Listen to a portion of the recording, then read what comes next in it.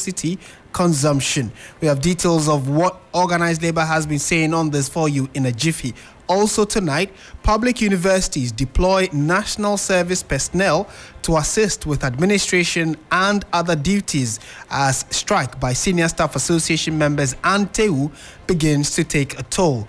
We're live around the world on 3news.com. If you have been personally impacted by any of these stories, be it the strike on the labor front or the fact that organized labor is asking for the government to withdraw the VAT tax that they are going to be introducing, we'll be happy to hear your thoughts this evening. It's live around the world on 3news.com. That's our website. Details of these stories and more in a jiffy.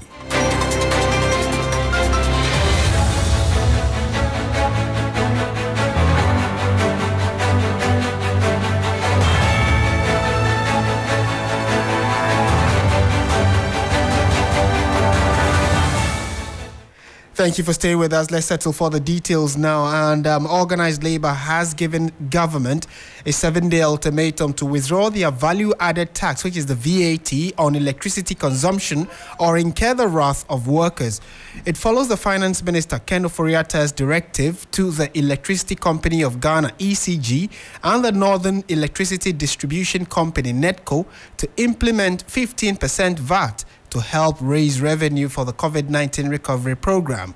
However, organized labor says it is opposed to the new tax handle, citing its detrimental impact on livelihoods of Ghanaians and ordinary workers. At a press conference in Accra, the TUC Secretary General, at a press conference in Accra, the General Secretary of the Trades Union Congress, that is Dr. Yao Ban, said workers cannot pay the VAT on electricity.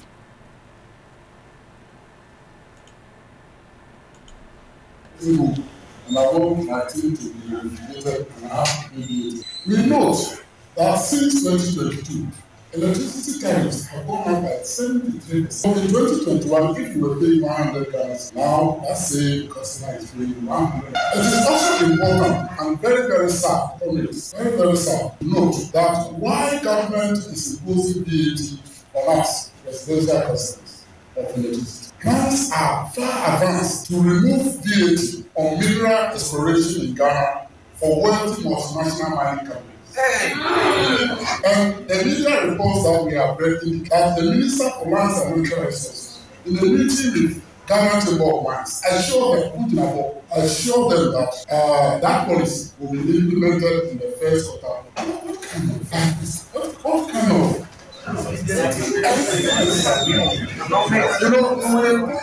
you impose tariffs on poor consumers of electricity, and then the wealthy multinationals, you are going to remove it. I invite them and assure them that by the end of this year, they are going to remove VAT from exploration for these rich companies. And it's all okay. I mean, normally, in situations like what we have in Ghana today, where our economy is misbehaving as well, what happens normally is that our mineral resources, because those of you who have studied the tools, minerals, gold and the rest, they are anti-cyclical. So you heard the voice of the Secretary General of the Trades Union Congress, Dr. Yao Ban there. Now, we also know that the NAGRAT president has been speaking, that's Angel Kabonu, on what they also intend doing regarding this. Before that, though, let's go to the phone lines now. We've been joined by energy consultant and analyst Kojo Poku for, his thoughts on how all of this is playing out, the fact that government actually does need these taxes, but then the labor front is quite agitated over the imposition of these new taxes. So, Mr. Poku, a very good evening to you. Happy New Year to you, and thank you for joining us on 3FM 92.7. Good evening, and good evening to your listeners, and Happy New Year to you and all your listeners as well. Thank you. To start with, organized labor says workers cannot pay the VAT being imposed on electricity. The IPPs have also given indications that, look, if the current rate at which they are receiving monies from government continues, it's going to be bad business for them. Government is currently caught between the devil and the red blue sea. How can we navigate these? And are the concerns of labor legitimate? Well, I don't know why everybody is linking the two. Look, VAT is not revenue mobilization for the sector. VAT is revenue mobilization for the entire nation. Now, when you said labor is agitation that on the VAT, I hope everybody is aware that there has no been VAT added to our electricity prices or tariffs as we speak. I hope everybody is aware of that. Because when I read on some of the portals, it was as though the VAT has been added and labor is agitation for its reversal or withdrawal. You cannot withdraw something that had not been put in place. So I hope all Ghanaians, everybody listening to your program, should be rest assured that there's a lot of engagement, there's a lot of plea going into government. If Labour wants to add their voice to the plea, it's okay. There's nothing wrong with that. But to go that you're going to do strikes or Labour agitation for something that has not happened, that's where I am lost for words on that. So let's educate the public to know that there is a letter that has come out. There is a law for the VAT to be added to electricity tariffs as far back as 1998. The commercial meters have had the VAT added, but the residential has been stepped down since 98 till now.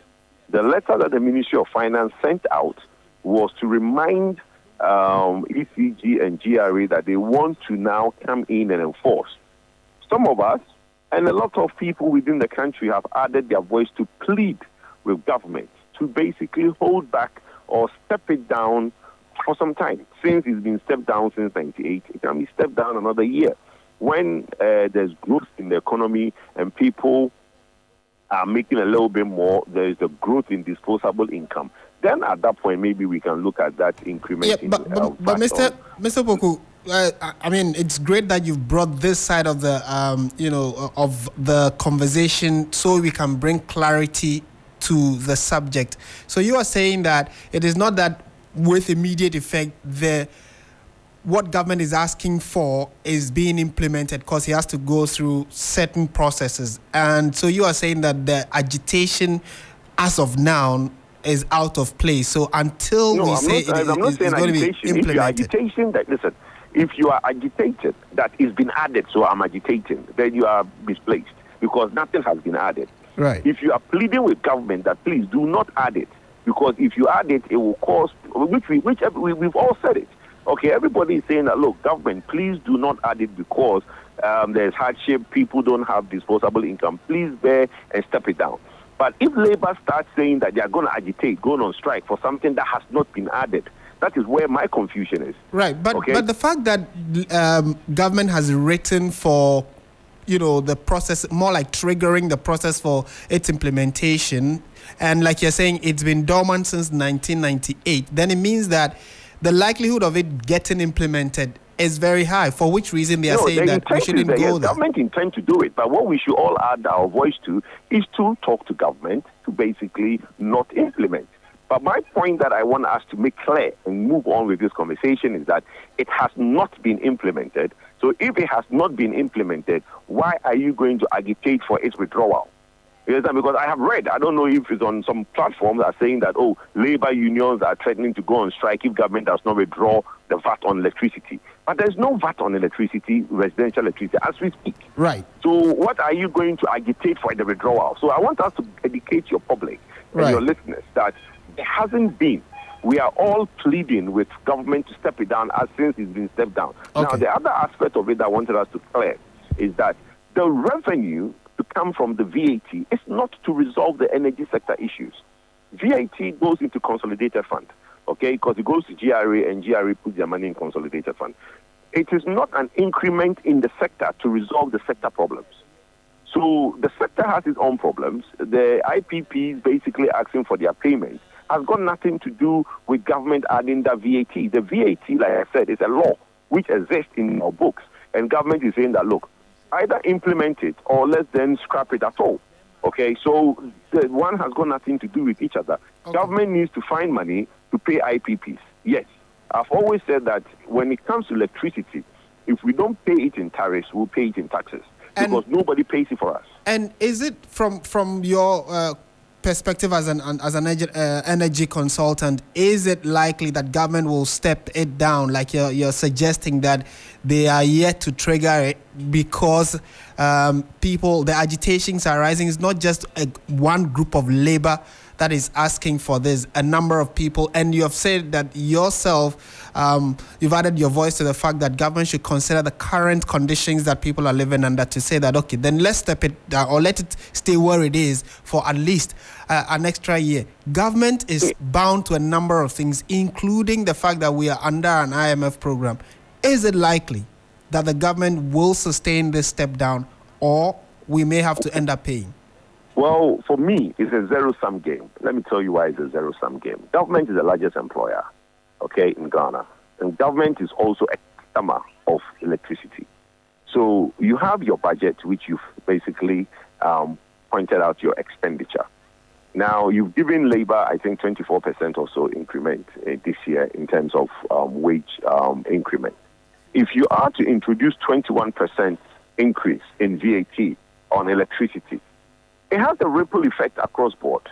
So almost everything, you are actually increasing everything by 21%, because if residential electricity goes up by 21%, everybody in this country is going to have a 21% increase in their expenditure. What does that mean? It means that labor is going to have to come back to you to ask for an increase in salaries. You are the government and you are the employer of the majority of the people. So you are taking with one hand only to give it out with another hand. Government has residencies. Government have agencies, ministries, and departments that also pay electricity. So if you increase electricity by 21%, you are again increasing your expenditure by 21%. So it's really a zero-sum game. You are going to collect something that you're going to end up having to basically pay back into the system. So it does not necessarily take any effect. So my advice and the advice of a lot of people is to look, if you need growth in the economy, heavily taxing your population does not grow the economy. So step it down for another year or two, and let's basically grow the economy. We've come out of COVID. We've come out of a lot of instability in the system. Let's grow the economy through disposable income, purchasing power, and that's the only way we can see prosperity in the country. Most grateful for your time and your clarity you've brought to this evening, Kojo Poku.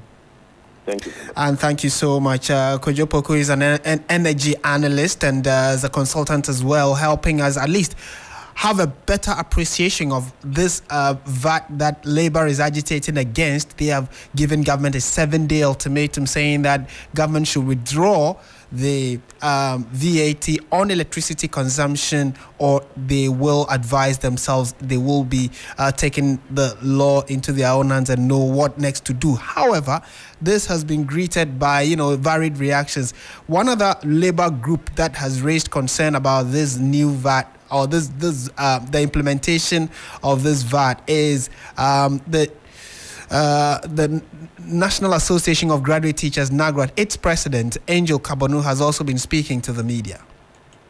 Getting home, and I want my team to be motivated and have immediate. We note that since 2022, electricity tariffs have.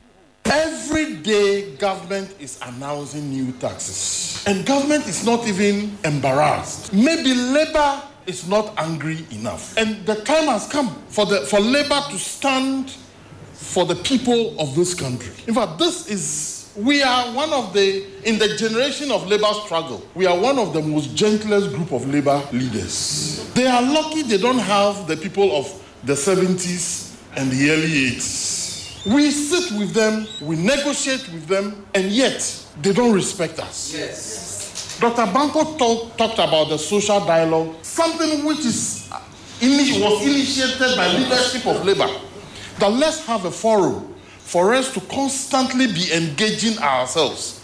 Major policies affecting workers and state, let's discuss. They just abolished it by themselves. Going to the same people who told us that they will not go to IMF are now those who are glorifying IMF and are implementing the IMF policy to the latter. Colleagues, our plea with leadership, When it comes to the 31st of January and they do not stop the policy, we will not have to engage anybody. It is an automatic strike action from the 1st of February. Because we have engaged government, we've engaged agencies of government, it gave us nothing positive. So for me, I'll be flying the red flag from today. And I hope every union should go and mount the red flag. That is the warning flag. From the 1st of February, I'll tell my people, until you hear that the thing is withdrawn, it is strike on.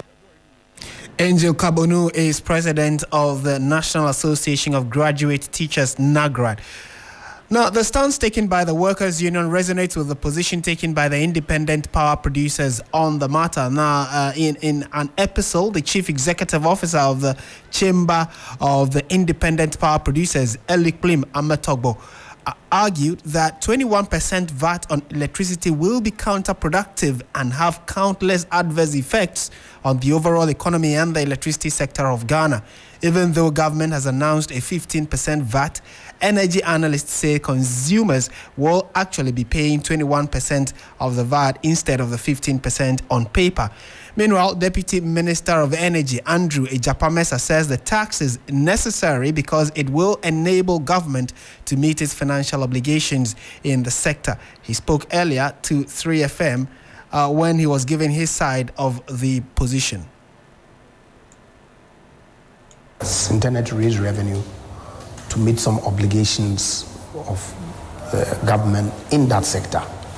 To interest you to know that as we speak, as of July 2023, the amount of money that we've ring-fenced with respect to debt to the IPPs alone is in the region of 1.7 billion.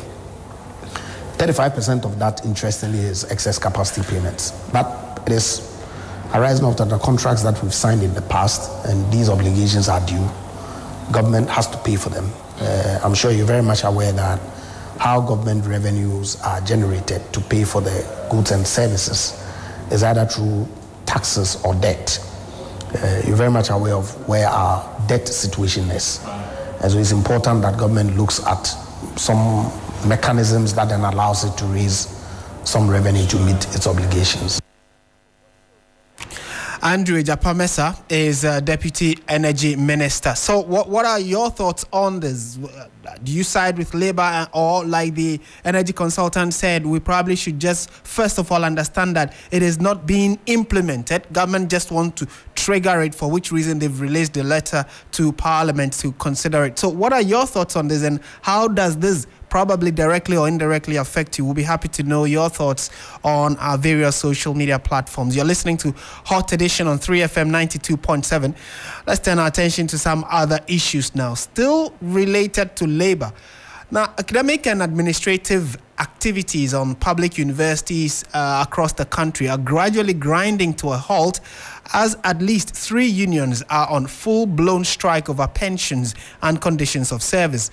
The Teacher and Education Workers Union, TEWU, has decided to join the industrial action already declared by the Federation of Universities Senior Staff Association of Ghana and the Senior Staff Association of the Universities of Ghana. At the Kwame Nkrumah University of Science and Technology, national service personnel have taken over the duties of striking senior staff and TEWU members. Ibrahim Abubakar, who is our Ashanti regional correspondent, has the rest of the story.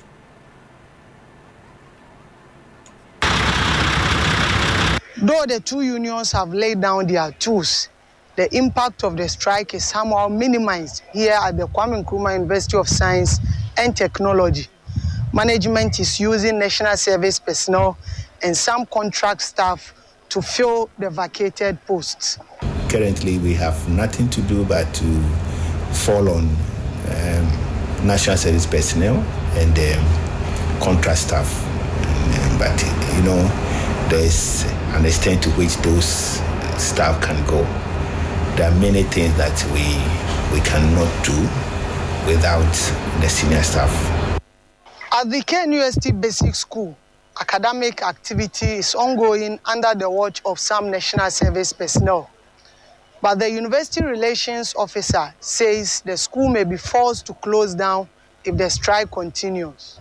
We can only pray that this doesn't drag too long, because it will have a very negative impact or adverse effect on how the university runs. If it drags, is it likely you will also close down the basic school, just like how UG has done? Yes, maybe. That would be the ultimate decision. The usual tight security here on the KNUST campus is missing, as majority of the security personnel have vacated their post in compliance to the strike directive. Some administrative offices are also not functioning. Management of the university wants stakeholders to return to the negotiating table so that the striking unions resume their services. And that report was from the Ashanti regional capital of Kumasi, where Ibrahim Abubakar interacted with a number of, individuals who've been affected or undertaking this strike. Let's speak to Isaac Donko, who is the national chairman of the Senior Staff Association of the Universities of Ghana. Mr. Donko, good evening. Thank you for joining us on 3FM. Good evening. Thank you for having me.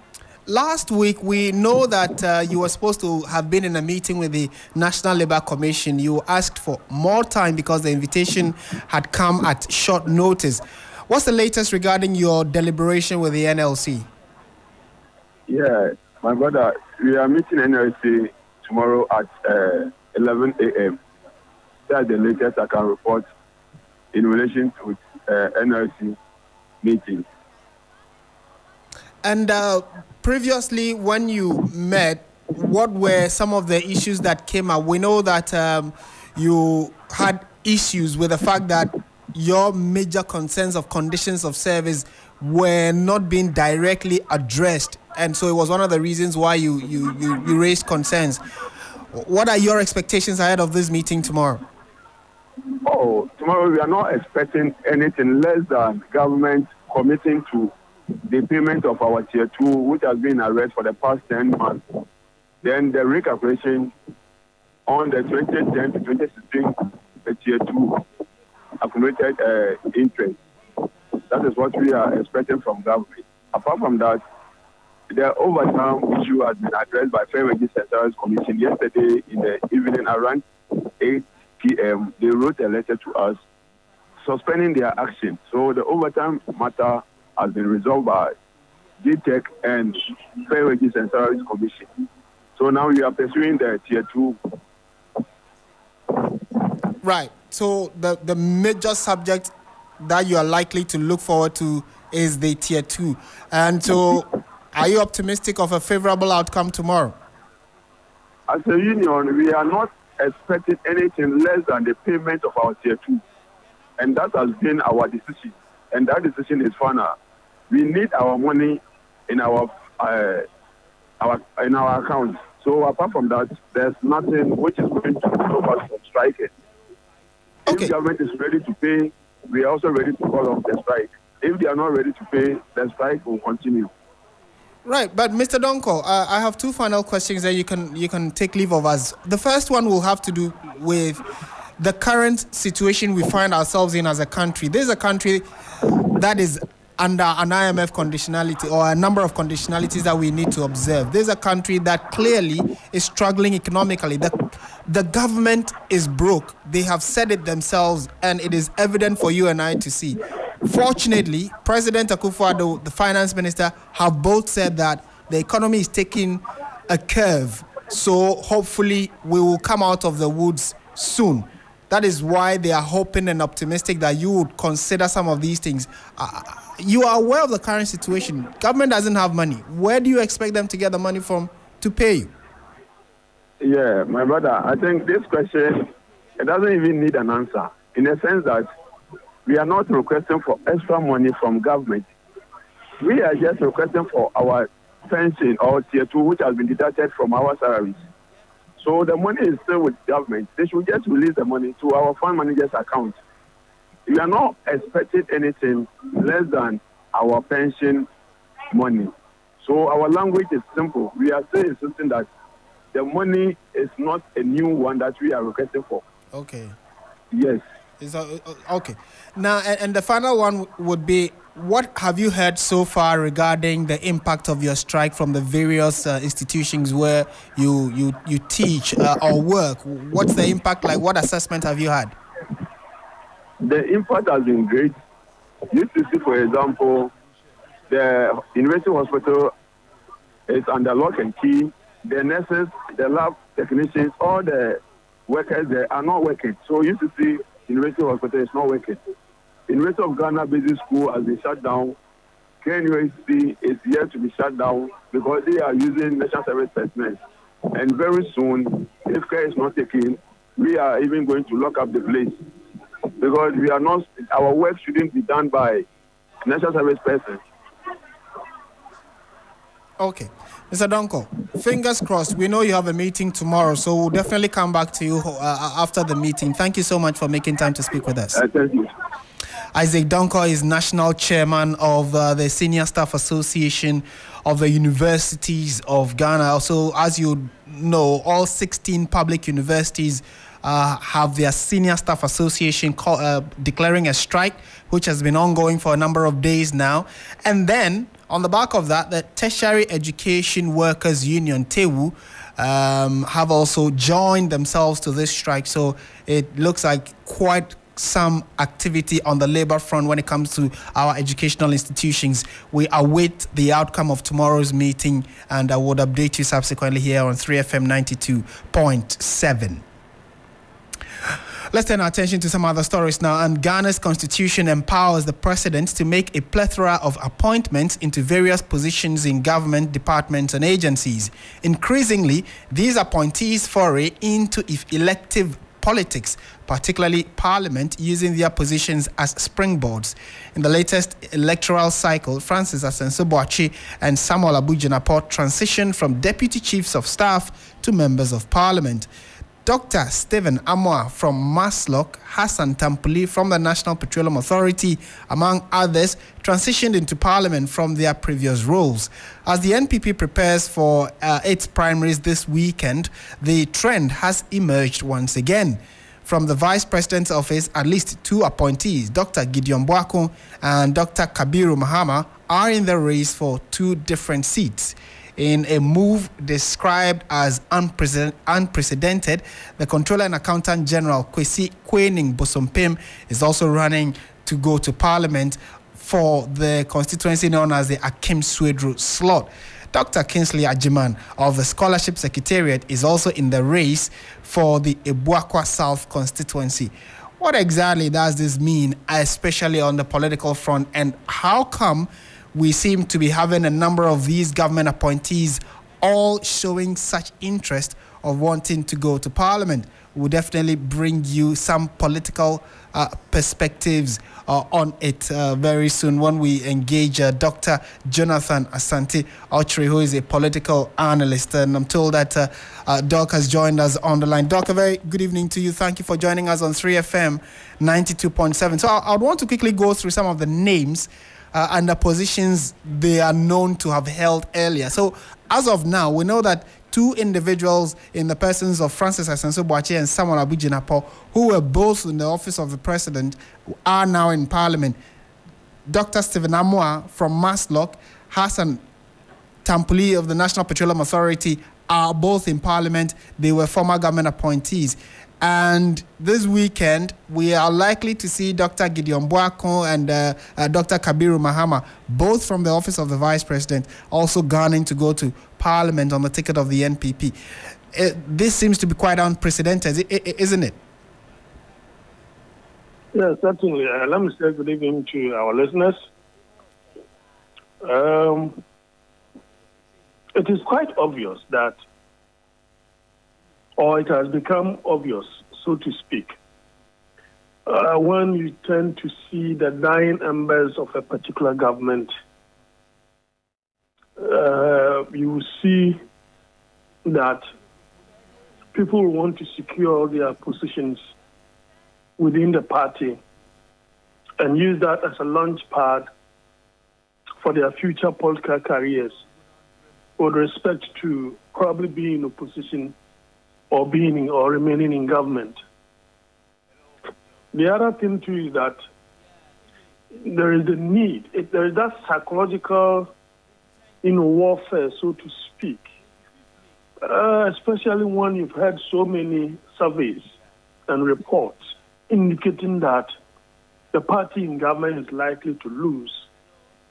Then you may want to find a place, a safe haven, so to speak, so that you'll be able to continue whatever you have been doing as a politician. The third idea, too, is that, of which this one is not even about those in government, but like those who are purported to have done something wrong against the nation in terms of the Constitution. They are looking forward to getting to Parliament as a safe haven or an escapist kind of disposition. So I'm not surprised that we are seeing them in droves wanting to become parliamentarians, because if you hear most of the elders, so to speak, those who have been there, even from President Kufuor's era, down to Professor Mills's era, Mr. Mohammed's era, and President Akufo-Addo's era, the likes of Osafo Mafo, saying that the 2024 elections will be quite difficult, it's going to be difficult. The national organizer has said that. I think Damboche too has stand to be corrected on that one. It is just the fact that they have stopped short at saying that they are going to lose, but they know that the grounds are not good. So, I mean, is it safe to say that because of what they perceive could happen, they are all trying to find some safety in Parliament? But why Parliament? Why is it that someone who is in politics or has been given a political position cannot find other ways of either sustaining or doing other things rather than wanting to go to Parliament? What is it about Parliament and the fact that people in the office of the president seem to want to quickly dash there for security and safety reasons? Yeah, Martin, the point is that you ought to be a smart politician to read in between the lines and see, as you rightly pointed out, that the future is quite bleak. Why Parliament? Now, if you found yourself in opposition, at the moment, all party executive positions have been taken. It is only going to happen, I think, somewhere 2026. So the next thing you have to do is probably find a way of getting to Parliament. And being supposedly in opposition, your relevance within the party, its future, its discourses, both public and private, the elevation being in Parliament is quite high. And therefore, Parliament appears to be more attractive. It doesn't mean that they are going to make all the money that, they think they are going to make from Parliament. It doesn't work like that. But I think that as far as their futures are concerned and their role within the party is also concerned, they will want to be in Parliament as a safe haven, so to speak. And in terms of relevancy, they want to be relevant within the party discourses and in public discourses as well. Doc, thank you so much for making time to speak with us this evening on 3FM 92.7. Dr. Jonathan Asante Ochre is a political analyst and also lectures at the University of Cape Coast.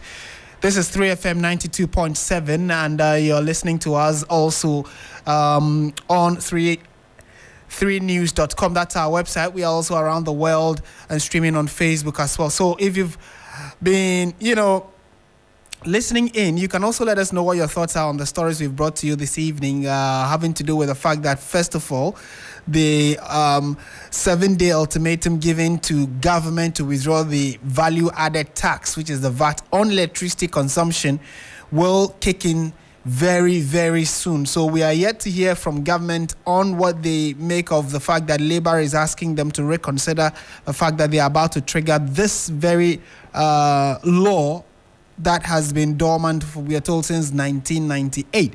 So it's the fact that government, we are told, is asking us that we need to start paying 15% on electricity. So a letter has been written to the ECG and NEDCO to, with immediate effect, look at the fact that they need to start imposing these new taxes. But there has been a pushback from the Trade Union Congress. Director General Dr. Yalban, he spoke to the media a few hours ago, stating clearly that we need to resist that imposition of the tax. An analyst has also told us, an energy analyst has also shared his thoughts on it and said it is not a new tax that is being introduced. It is an already existing tax. However, it has not been implemented in the last few years. So government is only saying that, well, that is one of the taxes we want to trigger now. So start implementing it. The key power producer, that is the independent power producers, are also pushing back against it, saying that it is a counterproductive position being put across by government, and says that countless adverse effects are likely to play out on the overall economy and the electricity sector in Ghana if government goes ahead with the implementation of this VAT. However, there are those who are also saying that it is not 15% as captured on paper, because if you do all the permutations and additions, it is actually 21% that consumers under the lifeline are going to be paying. So we would be happy to hear from you what you make of this particular issue. We heard from a Deputy Energy Minister who has also said that it is necessary for this money to be paid because government is in a fix. Government is in a tight space or a quagmire and needs that kind of financing to help improve the sector. There have been rebuttals to that as well. Then still on labor issues, we are already counting the impact of the strike undertaken by the university, the Senior Staff Association across 16 public universities. And their sister union, the Teachers and Education Workers Union, TEU, have also joined themselves to the strike and saying that effective immediately, all TEU members should also lay down their tools. We are yet to hear from the government and specifically the Ministry of Education on what they intend to do about it. We spoke earlier to Isaac Donko, who is the national chairman of the Senior Staff Association of the Universities of Ghana, and he has given indications that they have a meeting tomorrow with the National Labour Commission, and trust your most trusted news source, 3FM here, will be at that meeting, get some updates and let you know what the next line of action would be. We also just got off the line with a political analyst who is also a lecturer at the University of Cape Coast, Dr. Jonathan Asante, on the fact that it looks like total of about 20 government appointees are seeking to go to Parliament in the next, parliamentary intake, and they are saying that there seems to be something there that is pushing them to want to go to Parliament. The political analyst is saying it is likely that they can see or foresee what is happening, likely to happen in 2024 elections, for which reason they want to secure their political slots or political futures, for which reason they want to go to Parliament. But why Parliament? And he gave his thoughts on that. This is 3FM 92.7, just about 5:45 p.m. We'll bring you business and entertainment also in the bulletin, and sports as well. Many of you are still, looking and feeling sad and disappointed about the performance of the Black Stars at the ongoing AFCON. We would get an update of how all of that has been about less than 24 hours after the game ended. We'll get the sports team to update us on that. All right, so let's go to one other big story happening in Accra, here, the capital of Ghana, which has to do with a public forum that has been organized by the Arise Ghana movement. And they invited a special guest from South Africa. You'd know him. His name is Julius Malema, who himself is a freedom fighter and has been in the country. He's been speaking to a number of issues on Ghana's political front or our governance style. He himself is known in South Africa for his political positions that he shares. And let's listen to some of the key things he's been saying at this particular program that has ended. But Julius Malema says, amongst other things, that it looks like the country needs to go back to its roots, especially the foundation laid by Dr. Kwame Nkrumah. Ghana became the most celebrated democracy. But the democracy of Ghana is threatened by corruption. A corruption that made sure that Ghana does not pay its international debt. As a result, today, Ghana is unable to self-determine because everything else is dictated to Ghana by IMF and the World Bank because the current leadership failed to honor their obligation. Corruption is a threat to a wonderful democracy anyway because it's eating on the moral fiber of democratic dispensation. We must never ever celebrate anyone who is corrupt or seek to defend the corrupt individuals irrespective of our political affiliation. Those who are stealing from the public purse now, they are stealing from the future. That's why they are unable to pay their debt now, and they will not be able to pay the debt in future. And it is you, the youth of Africa, that are going to inherit the debt, and you will not be able to develop your own countries.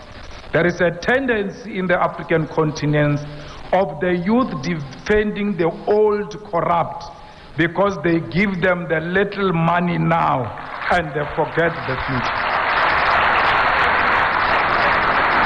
If you value yourself, if you value the future of this continent, you must stand tall and unashamedly fight corruption everywhere where it raises its ugly head.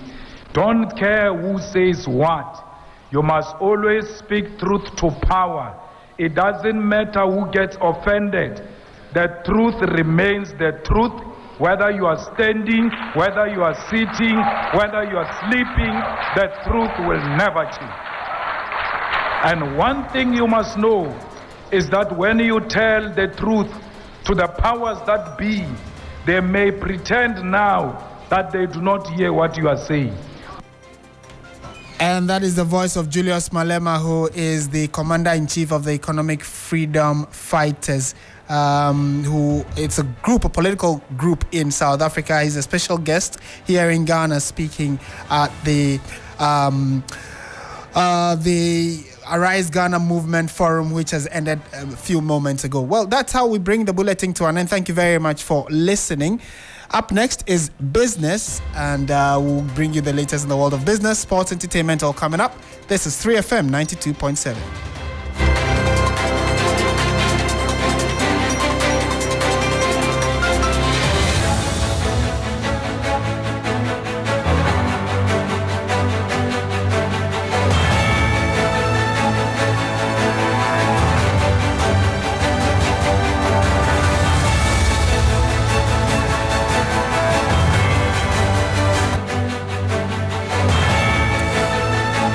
Hello there, good evening. Welcome to the business segment here on Hot Edition. Coming up tonight, economist urges government to exercise fiscal discipline as the country receives second tranche of IMF funds. My name is Michael Obudu. I'll bring you the details of this and more shortly. Please stay.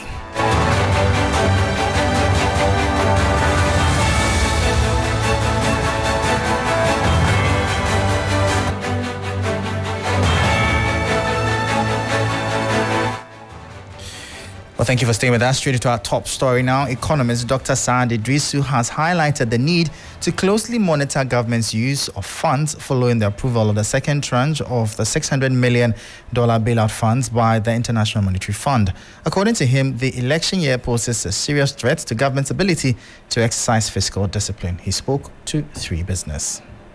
So this second tranche payment has been able to trigger another $550 million from the World Bank. So January alone, by the end of January, at least $1.150 billion should be in the finance ministry accounts. I mean, the end game is to stabilize the economy. But in an election year where the government is desperate to break the 8 for the ruling party, anything could happen.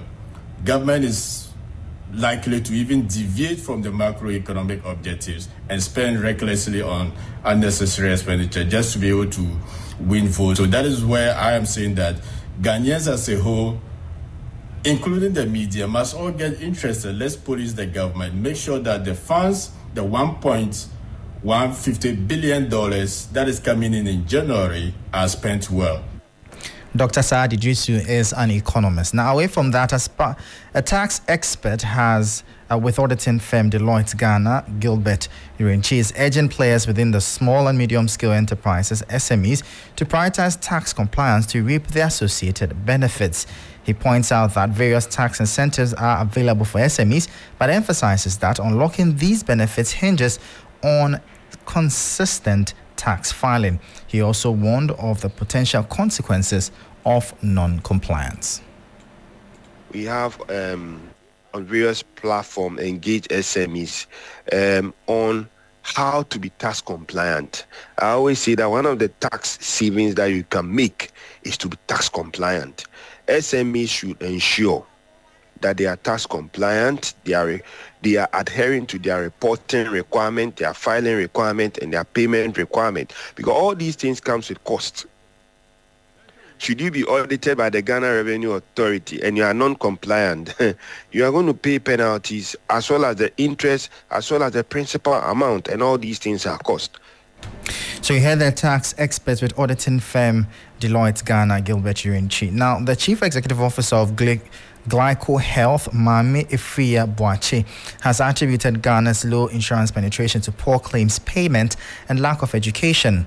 Ghana has less than 2% insurance penetration, with more than 25 million people, representing about 75% uninsured. Speaking on the sidelines of the relaunch of Glyco Sunkwa Health Plan, the CEO urged insurance companies to pay claims more promptly to earn the trust of Ghanaians.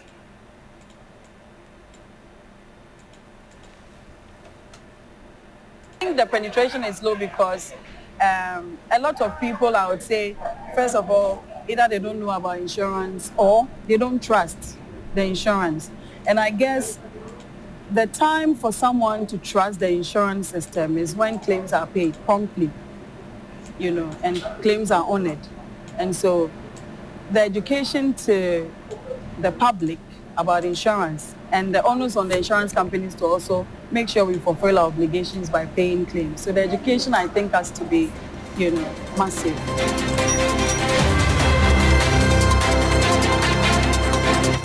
So that was CEO of Glyco Health, Mame Efria Boache, bringing an end to the business segment here on Hot Edition. For more business stories, please visit our website, 3news.com. I am Michael Obodu. Thank you for listening. As always, please stay safe. Up next is sports, and Billy is on standby.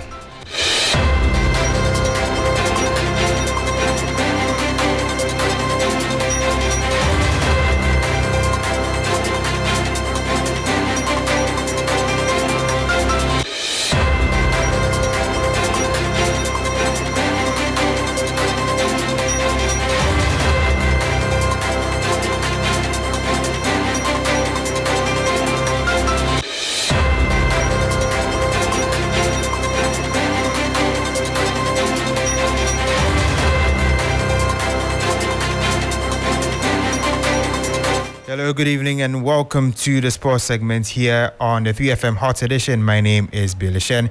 We're going to start off from the AFCON because Chris Hughton has stated that he takes responsibility for Ghana's 2-2 draw with Mozambique on Monday evening. That result means Ghana are currently third on the log and hope for other results to go their way to have a chance of qualifying for the round of 16. If you're asking me about my performance, I take responsibility for this team. I have a group of players that came here and wanted to do well, wanted to do really well, wanted to compete really well. For the results that we've had in these 3 games, I am the head coach and I will always take responsibility. Chris Hughton also stated that, with regards to his job, he's not focusing on that at the moment. According to reports, the FA is considering to sack him after the Black Stars finished Group B with just 2 points in the AFCON. as regards anything past this moment, then no, I'm not speaking about that. I will speak about the questions you asked me, which are about a performance, about my role, my participation in the role, and I'm prepared to answer all of those questions. Fans in Ghana are displeased with that result against Mozambique. 3 Sports spoke to a number of fans on Monday night, and they expressed that the team has to go through a reshuffle. Yeah, like we are disgracing ourselves like too much. This thing self-cry, like we not prepare, we for no go the tournament. I did tell you. This was an easy win. I was very, very confident that at least we'll win this game. And if I look at what Quebec did, this was just a perfect opportunity. At least, even 2-1 is okay. That try that they don't try at all. Because see the ball where they play. If like somebody take ball, they take them, you not go attack again. You go back the way they relax. Especially the Jordan self, if they take one, you know, like you not doing anything. Like the team they supposed to change all. So terrible because the way they play, me, I was not having hope. Because of the two goals. Because looking at how they play, you don't feel it. I'm very disappointed. Very, very disappointed. I feel the Ghanaian players would have done better because it's just so unbelievable. You are the first to get 2 penalties. You've been able to maintain them till 90th minute, and just 6 minutes at a time, they've been able to. It's just embarrassing. Now, there is a slight chance for Ghana to qualify for the round of 16 of the competition, but 3 conditions have to be met for that to happen. First of all, Zambia must lose to Morocco, Cameroon must draw against Gambia, and also DR Congo has to draw or win against Tanzania. Now, Cameroon are currently playing against Gambia, and the scoreline is 0-0. Here are some other fixtures for you in the Africa Cup of Nations. Guinea is currently playing against Senegal. It's halftime and the scoreline is 0-0. Later tonight, Angola will be playing against Burkina Faso, and Mauritania will be playing against Algeria. These are the fixtures in the Africa Cup of Nations. Before I do go, in European football, Chelsea is hosting Middlesbrough in the semi-final of the EFL Cup. They will be hoping to get a victory as they look to snatch the EFL trophy. That brings an end to the sports segment here on the 3FM Hot Edition. My name is Billy Shen. Up next is entertainment with Akofa.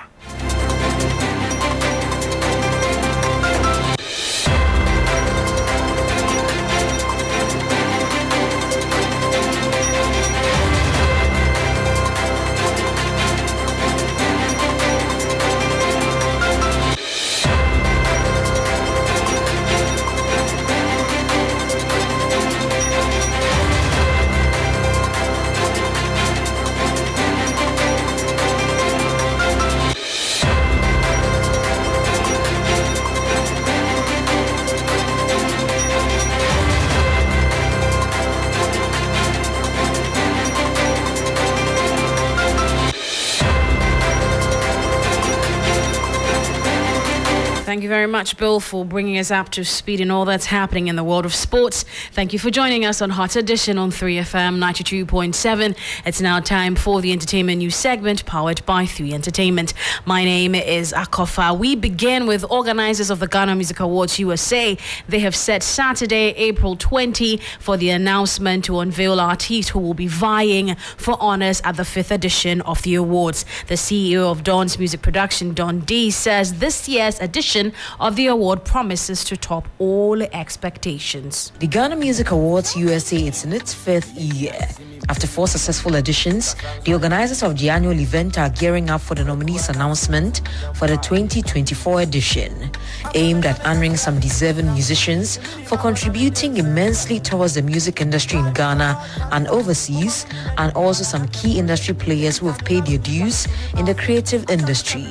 Speaking to 3 Entertainment at the Press Soiree in Accra, the CEO of Dawn's Music Production, Don D, said this year's edition of the GMA USA promises to top all expectations. Now the industry is now welcoming us more more than they used to do, and I think that's a good one. The next program we have is the nominee announcement. Currently we have the call for nomination going on, so we have nominee announcement coming up on April 20th in New Jersey, and the main event is also on August 17th, still in New Jersey. And this time we have a lot of surprises coming. Dundee also called for a concerted effort to promote the Ghanaian agenda beyond borders. Propelling the Ghana agenda to the world is not an easy task, and I think we cannot do it alone. We've been doing it.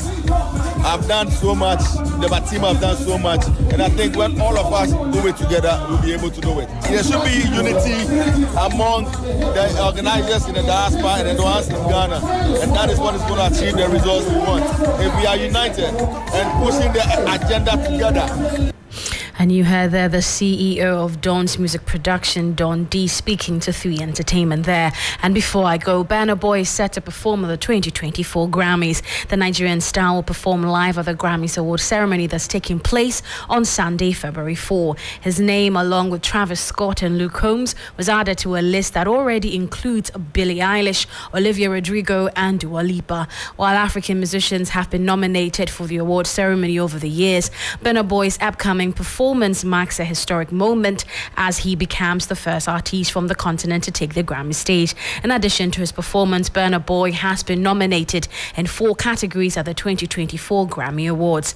Well, that ends it for the entertainment news segment here on Hot Edition, powered by 3 Entertainment. My name is Akofa. Thanks for your time. The 3FM Drive team continues.